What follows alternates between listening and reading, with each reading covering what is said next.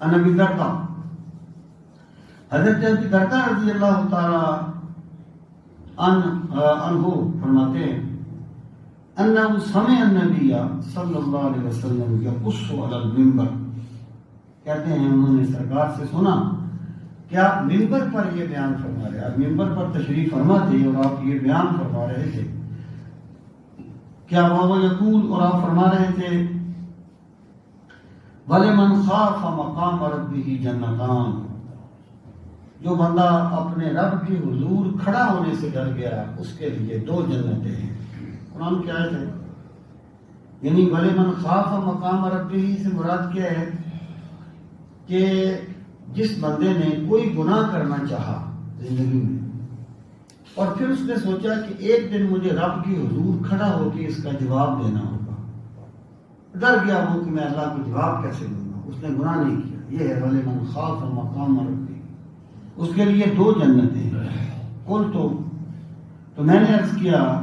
حضرت ابو درداء کہتے ہیں میں نے عرض کیا وَإِن زَنَا وَإِن سَرَقَ یا رسول اللہ، اے اللہ کے رسول صلی اللہ علیہ وسلم، اگرچہ اس نے بدکاری کی ہو، اگرچہ اس نے چوری کی ہو، یعنی اگرچہ اس نے بڑے بڑے گناہ کیے ہوں، گناہ کبیرہ بھی کیے ہوں، پھر بھی اگر وہ ڈر جائے گا تو وہ اس کو یہی ملے گا۔ فقال ثانیہ، تو سرکار نے دوسری مرتبہ فرمایا وَلِمَنْ خَافَ مَقَامَ رَبِّهِ جَنَّتَانِ، فقلت ثانیہ، میں نے سیاقی میں ایک وہ وضاحت چاہتے تھے کہ سرکار اس کی وضاحت فرمائیں، یا ان کو شرح صدر نہیں ہو رہا تھا کہ یہ اس کا کیا مطلب ہے، تو دوسری مرتبہ میں نے کہا وَإِن زَنَا وَإِن سَرَقَ یا رسول اللہ، اے اللہ کے رسول، اگرچہ اس نے بدکاری کی ہو، اگرچہ اس نے کبھی چوری کی ہو، پھر بھی یہ ہوگا۔ فقال الثالثہ، تو سرکار نے فرمایا، تیسری مرتبہ آپ نے فرمایا وَلِمَنْ خَافَ مَقَامَ رَبِّهِ جَنَّتَانِ، اگر جو اپنے رب کے حضور کھڑا ہونے سے ڈر گیا اس کے لیے دو جنتیں ہیں، یعنی آپ نے پھر اسی آیت کو دوبارہ پڑھا۔ فقلت الثالثہ، میں نے تیسری مرتبہ کہا وَإِن زَنَا وَإِن سَرَقَ یا رسول اللہ، اگرچہ اس نے بدکاری کی ہو، اگرچہ اس نے چوری کی۔ قال، آپ نے فرمایا وَإِن رَغِمَ أَنْفُ أَبِي دَرْدَةَ،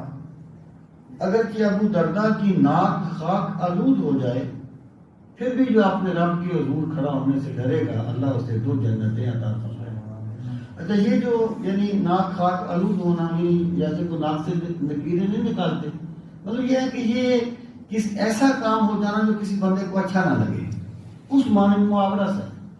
یعنی ایسا کام ہونا جو کسی بندے کو اچھا نہ لگے اور بندہ اس پر یعنی اس کو وہ ایک عجیب سا محسوس ہو، اس معنی میں یہ استعمال